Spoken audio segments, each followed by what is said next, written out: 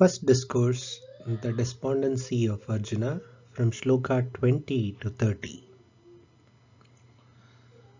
Then seeing the people of Dhritarashtra's party regularly marshalled while the discharge of weapons began, Arjuna, the son of Pandu, whose ensign was a monkey, O king of earth, took up his bow and said thus to Krishna, O Achyuta, immortal, place my chariot between the two armies, that I may just see those who stand here desirous to fight, and know with whom I must fight in the strife of battle.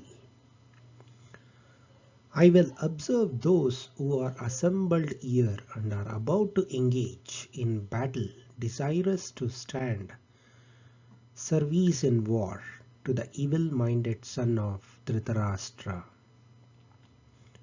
Sanjaya said, O descendant of Bharata, Rishikesha, thus addressed by Gudakesha, that is Arjuna, stationed that excellent car, the chariot, between the two armies, in front of Bhishma and Drona, and all the rulers of earth, and said, O son of Pritha, look at these assembled Kauravas.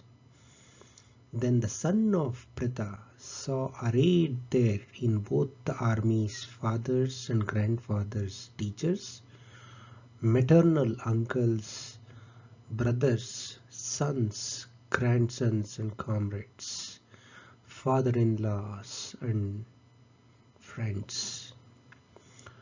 When the son of Kunti saw all the king's men standing, he was overcome with the deepest pity, and said thus in sorrow, Seeing this king's men, O Krishna, arrayed and desirous to fight, my limbs droop down and my mouth is dried up. A tremor comes on my body and my hairs stand on end. The Gandiva slips from my hand and my skin is intensely burning. I am also unable to stand and my mind is whirling round as it were.